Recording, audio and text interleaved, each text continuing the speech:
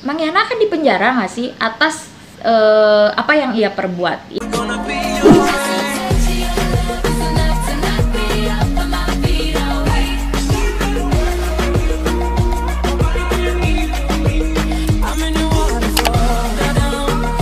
Assalamualaikum warahmatullahi wabarakatuh ya, semoga sehat selalu ya. Lanjut langsung ke part 2, nggak perlu opening lagi karena pasti Rifani Munawar lagi ngebahas perianaan gitu ya, karena Indonesia lagi demam sama Mang Yana.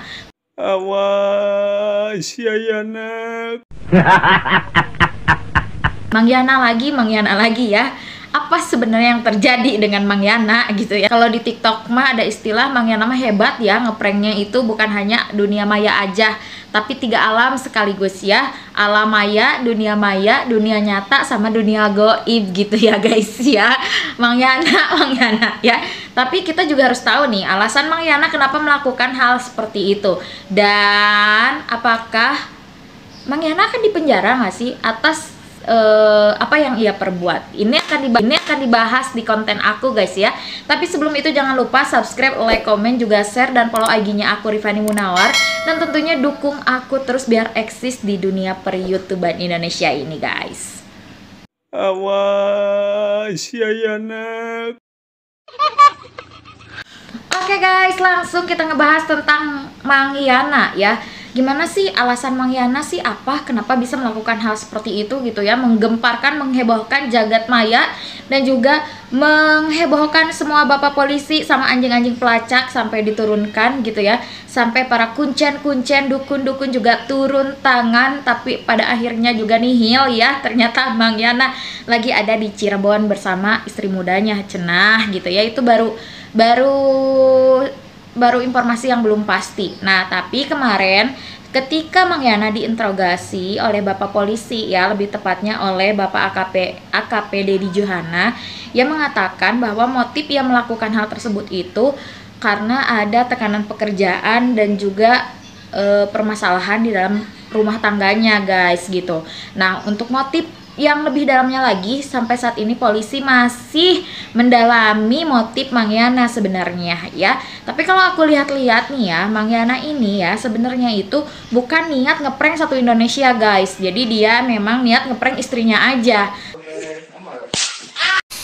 Goblok. Tapi karena memang saat ini ya, dunia media sosial itu dunia yang gampang banget diakses oleh semua orang, dunia yang gampang banget untuk memberitakan segala sesuatunya, makanya jadi viral dar gitu ya, meledak gitu. Apalagi hilangnya di Cadas Pangeran yang udah sama-sama kita ketahui bahwa jalan Cadas Pangeran itu sering banget terjadi hal-hal mistis dan kecelakaan ekstrim ya guys ya. Jadi orang-orang tuh langsung underestimate dan warning kalau ngedenger nama Cadas Pangeran. Nah, mungkin itu salah satunya kenapa jadi heboh banget gitu guys ya guys. Jadi kalau kita urut dari awal sampai akhir gitu, Mang Yana ini sebenarnya hanya menginformasikan bahwa dia itu sedang berada di masjid mau sholat, dan ada yang menumpangi dia, orang-orang yang mau ke Sumedang gitu. Setelah itu Mang Yana tiba-tiba nangis gitu ke istrinya gitu. Itu hanya ke istrinya aja sebenarnya. Dan mungkin di pikiran Mang Yana juga gitu, nggak ada kok bisa jadi seheboh ini gitu, bisa dicari-cari sama anjing pelacak, sama Basarnas, sampai Basarnasnya hujan-hujanan, sampai Pak Polisi ketar-ketir, sampai para dukun jikir di situ ya guys ya buat nyariin Mang Yana. Ada juga orang-orang yang kesurupan monyet, ada kesurupan hantu air, dan juga ada yang bilang Mang Yananya dibawa sama Oray Koneng. Semua segala macam juga Mang Yana mungkin gak nyangka ke situ guys ya, karena Mang Yana memang berinformasinya cuma sama istrinya aja gitu ya. Tiba-tiba mungkin istrinya itu karena rasa khawatir gitu, jadi istrinya langsung ngomong ke saudaranya Mang Yadi gitu ya. Nah, karena Mang Yadi juga takut nih, Mang Yananya juga nggak ada kabar, ditelepon juga nggak ada respon, dan informasi terakhirnya Mang Yananya nangis-nangis. Ya udahlah, jadi Mang Yadi tuh inisiatif untuk lapor polisi dan juga share gitu, mencari Mang Yana berada ada di mana gitu guys ya. Jadi heboh lah seantero jagat raya Indonesia ini kasus Mang Yana. Apalagi muncullah statement dari para dukun ya guys ya, dari para dukun Indonesia, mengatakan bahwa Mang Yana itu diambil sama Oray Koneng. Kalau 3 hari tidak ketemu, Mang Yana harus diikhlasin gitu ya guys ya. Nah, belum lagi ada yang bilang Mang Yana itu di bawah air, disiksa sama hantu air katanya ya. dan berbagai macam omongan-omongan dari para dukun tersebut. Nah, itu yang mungkin membuat heboh gitu ya. Kenyataan bahwa Mang Yana sebenarnya memberikan pelajaran berharga buat kita guys gitu ya. Bahwa kita jangan terlalu percaya sama yang namanya klinik-klinik dan bukan dibilang klinik ya, klinik-klinik tuh kayak kita tuh menanyakan kehidupan kita tuh pada dukun-dukun gitu ya. Nanya nih masa depan kita gimana, usaha yang baik di mana, terus apa sih syariatnya segala macam ya. Kalau kata orang Sunda mah nyareatan gitu ya, datang ke dukun terus nanya segala macam. Ini dibuktikan sama Mamang Yana. Mamang Yana nggak diambil sama orang Koneng gitu ya, tapi Mamang Yana ada di Cirebon ya, ada di Cirebon bersama istri mudanya gitu guys ya. Jadi kita tuh sebagai umat muslim yang beragama tentunya kita harus percaya kepada Tuhan kita saja, yaitu Allah SWT. Udah selesai ya, karena yang lain-lainnya itu menurut aku sih jatuhnya kayak tipis-tipis jatuhnya ke musyrik ya, kita percaya kepada selain Allah gitu ya. Dan mungkin ini adalah mencemari para dukun-dukun yang sudah meramalkan Mang Yana dibawa sama orang Koneng, atau Mang Yana ada di dalam air terus disikat segala macam. Nyatanya Mang Yana nggak ada sangkut pautnya sama hal-hal mistis gitu ya.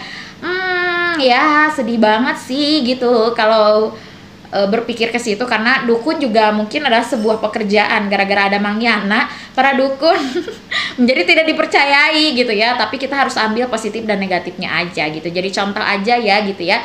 Yang pertama gitu, kita juga harus paham gitu sebagai warga negara yang diberikan hak sebebas-bebasnya untuk memberikan informasi kepada orang lain. Kita juga harus tabayun dulu, kita harus benar-benar, karena ketika kita menyampaikan informasi kepada publik, otomatis akan ada publik yang terpengaruhi. Jadi kalau informasi kita salah, kita akan menyesatkan orang. Kalau kita menyesatkan orang, kita dosa loh ya gitu.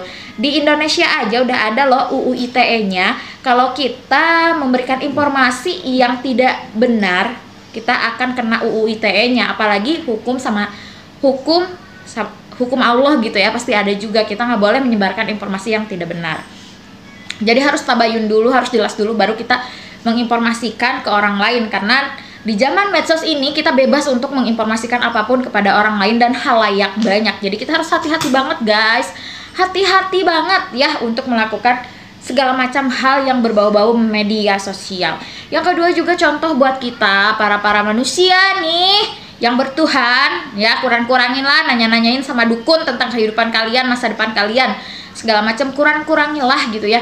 Hidup mah cuman antara kita sama Allah aja. Allah yang memiliki semesta alam ini, yang menggerakkan hati manusia manapun, yang memberikan rezeki, limpah rezeki segala macam itu Allah gitu ya. Kalau misalkan kasusnya Mang Yana ini, apakah Mang Yana akan dipenjara? Ya ini masih didalami ya guys ya. Tapi kalau menurut aku ini bukan penipuan publik menurut aku, karena Mang Yana sendiri juga tidak sengaja untuk melakukan itu guys gitu ya.